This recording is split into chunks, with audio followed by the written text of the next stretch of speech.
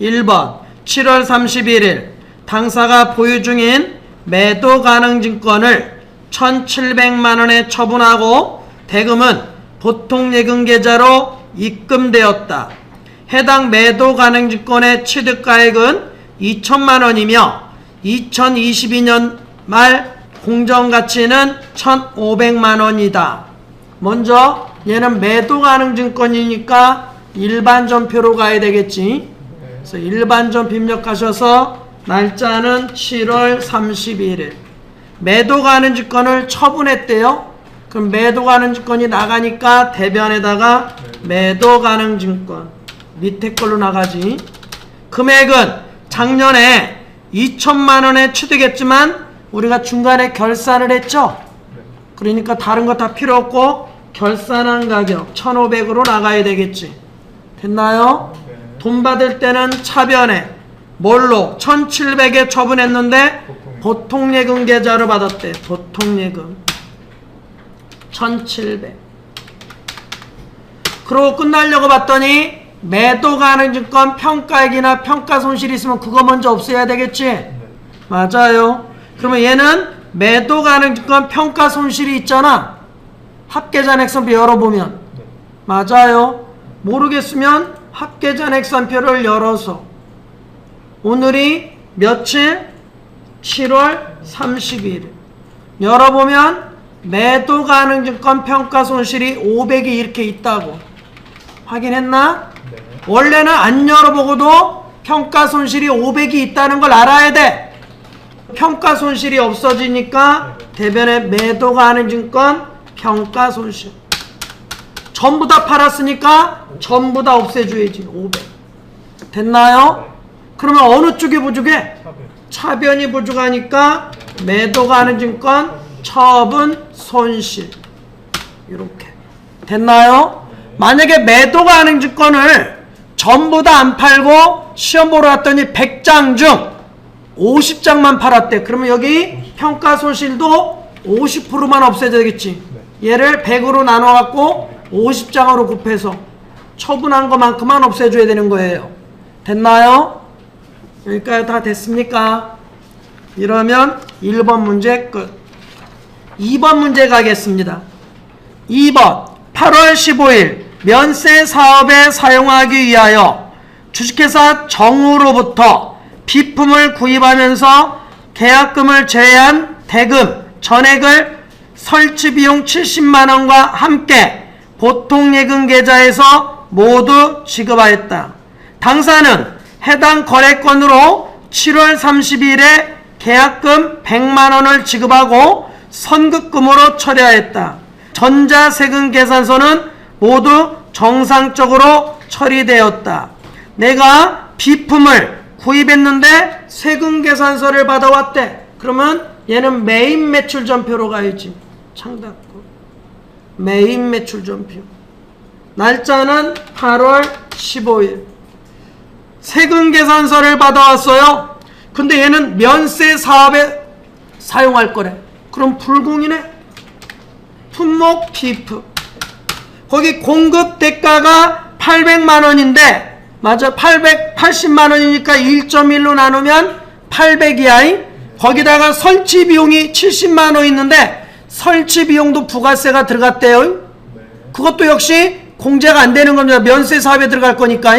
그래서 800에다가 70을 더하면 870만원이 되겠네. 공급가액이. 거래처는 정우.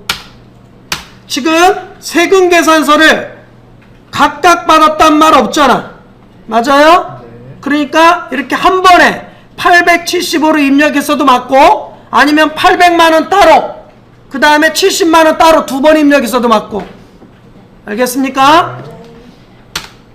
전자에서 여 했나요? 네. 불공제 사유에서 우리가 면세 사업 관련 붕괴 유형은 혼합 차변의 비품 대변에는 돈 줘야 되는데 그 전에 계약금 준 게 있었대. 선급금. 선급금이 얼마 있어? 100만원. 됐나요? 네. 그리고 나머지는 대변에다가 뭘로 줬어? 보통예금. 이렇게 됐습니까? 네. 이렇게 한 번에 입력했어도 되고 두 번을 나눠서 입력해도 되고 자기가 편한 대로 하시면 됩니다. 어찌됐든 둘 다 불공이야.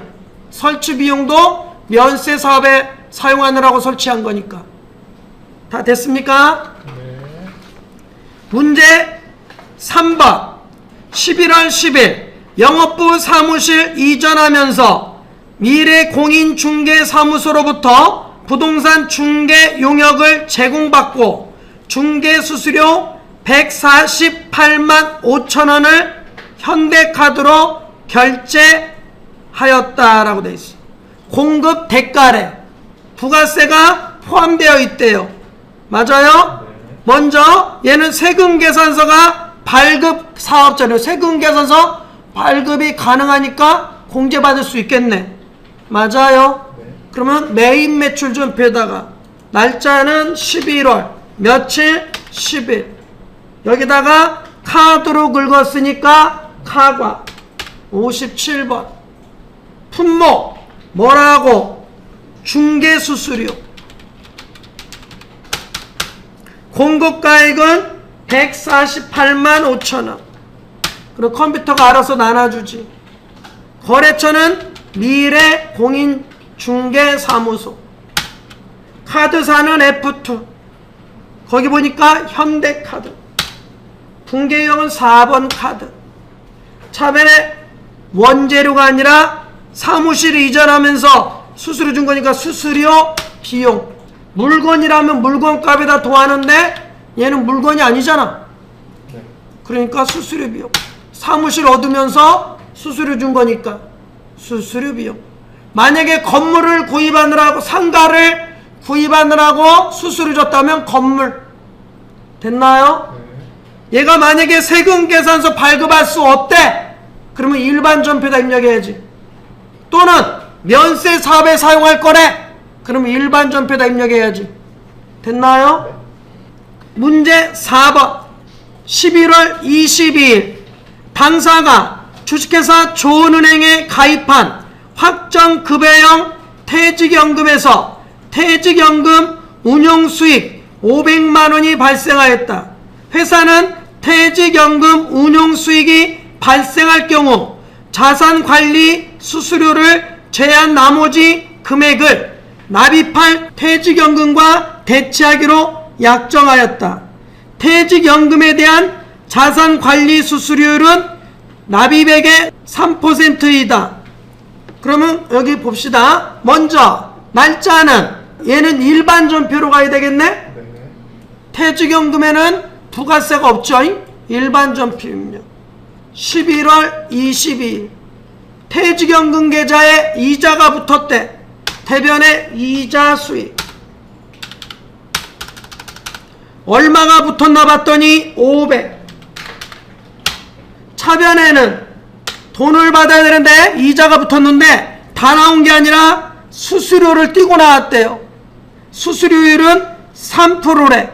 그럼 500만원에 3%면 15만원인가? 네. 수수료 비용 800번대